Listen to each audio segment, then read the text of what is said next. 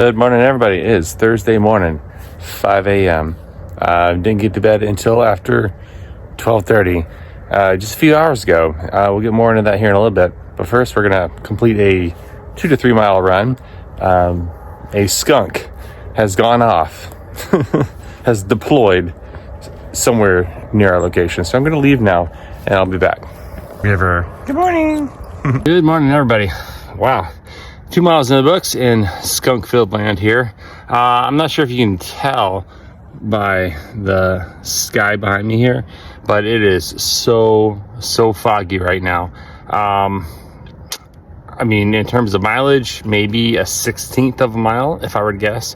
Basically, you know, I get a little ways down my road and I can't see even the street lights, you know, going on, let alone any cars or whatever. Fortunately, it was super duper early and didn't have to worry about that all too much. So I mentioned earlier that we were up until 12:30 just a few hours ago, so it's almost 6 now.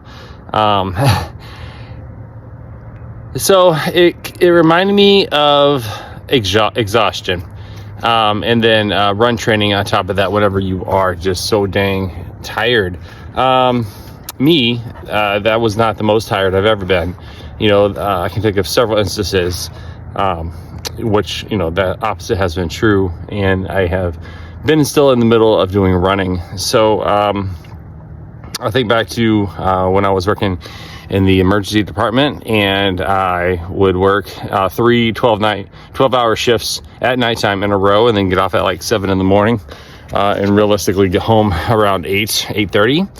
And then I remember going on a 10-mile run after that.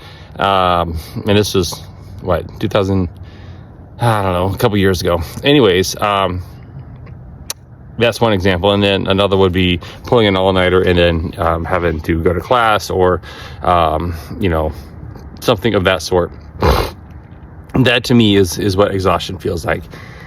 And getting through that, as painful as it is at the time, once it's done and once you have, you know, survived it, you kind of look back having been built up a little bit. I feel like you can look at it as an opportunity to grow, to become stronger, more resilient, and just put that on your resume, you know, your little mental, emotional resume that you can draw from later on when needed.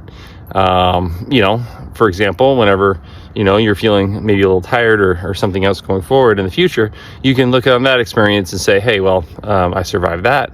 And, you know, it can be very empowering. So I was reminded of that, having stayed up. We were watching the show called Joe Pickett. My wife has read all the books, and now she's watching the series. And apparently the books are way better than the series. But for me, having just watched the TV show, it's a really, really good show. I just felt the exhaustion and felt like I would share that with you guys today. That even though, you know, you wake up and you're super duper tired, just getting the body going, just getting some kind of momentum, and it just pushes you forward, and then you feel good about it because you got your run done first thing in the morning. For me, you know, that just sets the tone for the rest of the day, and then you don't have to worry about it anymore because it's done. All right, everybody, we have River out here.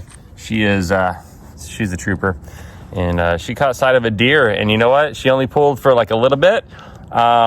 But didn't make me fall down or didn't get too crazy with it, and just settle back in for the rest of the run. She's so good. I'm not sure how long it takes for a dog to go from, you know, not having ever run with you before to like being, you know, a successful runner. It could be immediately. I've never had a dog that did this before. All my other dogs wanted nothing to do with running. So yeah. Let me know down in the comments, do you run with your dog? And if so, what was your experience? All right. Thanks so much for watching. Appreciate you guys. Bye now.